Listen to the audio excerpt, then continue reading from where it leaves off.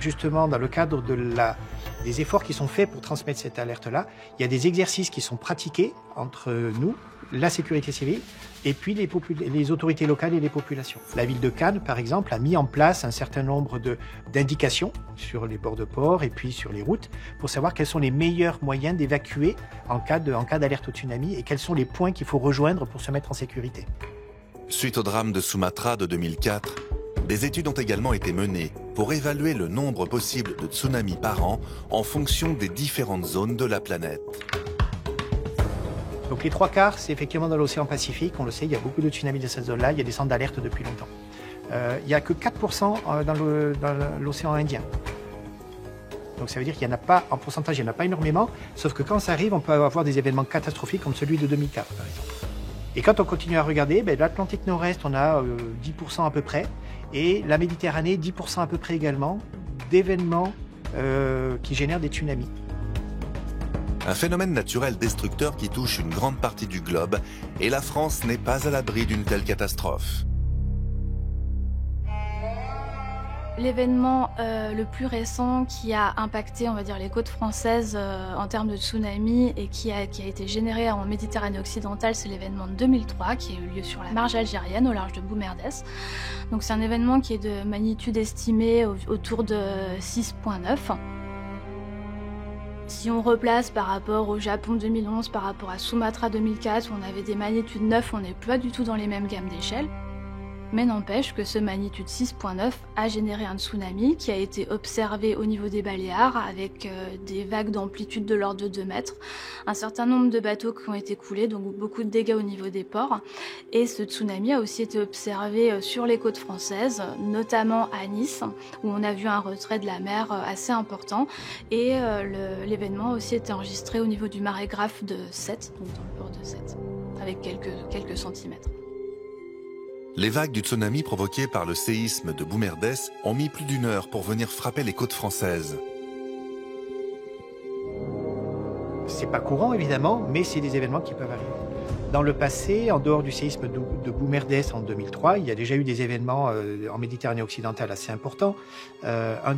Certains des plus forts sont dans le détroit de Messine, entre la Sicile et la pointe de la Botte italienne, où là, il y a eu déjà des vagues, entre autres début 1900, qui ont été enregistrées, qui faisaient jusqu'à 10-11 mètres de haut sur les côtes siciliennes.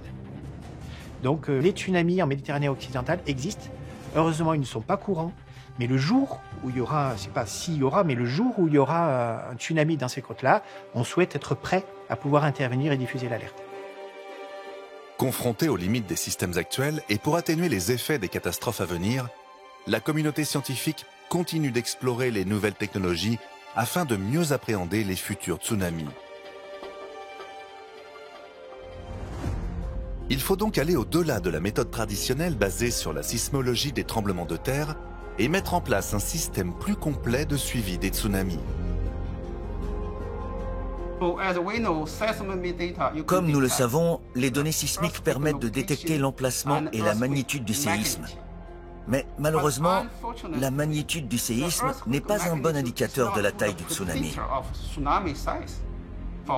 Certains petits tremblements de terre peuvent être à l'origine de grands tsunamis, tandis que certains grands tremblements de terre n'ont déclenché aucun tsunami.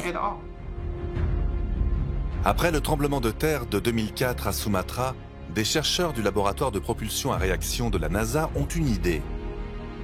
Explorer les données fournies par les systèmes de suivi GPS déjà existants, ainsi que par les satellites dans l'espace. Ils réalisent que les données GPS peuvent détecter les mouvements précis de la Terre, tandis que les données satellitaires indiquent l'emplacement exact d'un tsunami à un moment donné.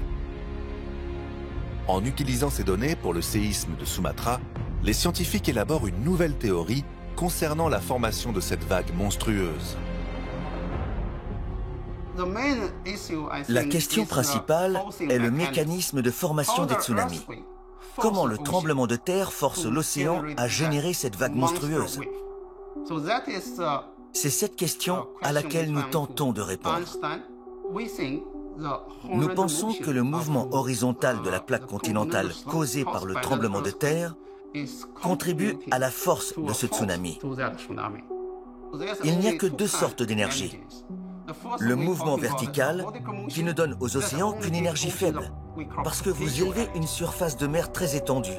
C'est l'énergie potentielle. Mais si vous avez un mouvement horizontal, on appelle ça l'énergie cinétique. Cette énergie est très puissante.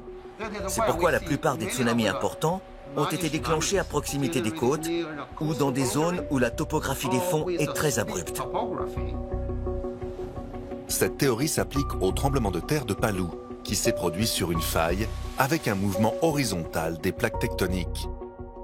Donc, il y a des plaques qui ont poussé les eaux vers la baie en direction du sud et une autre plaque qui a poussé les eaux du sud vers le nord. Et ce sont ces deux énergies qui se sont superposées qui ont causé le tsunami qui a directement frappé la ville de Palu, qui était à l'extrémité sud de la baie. Toutes ces énergies se sont combinées à l'intérieur de la baie. Et il fallait bien que cette énergie se libère quelque part. C'est pour ça que ce tsunami a été si puissant et qu'il y a eu toutes ces victimes.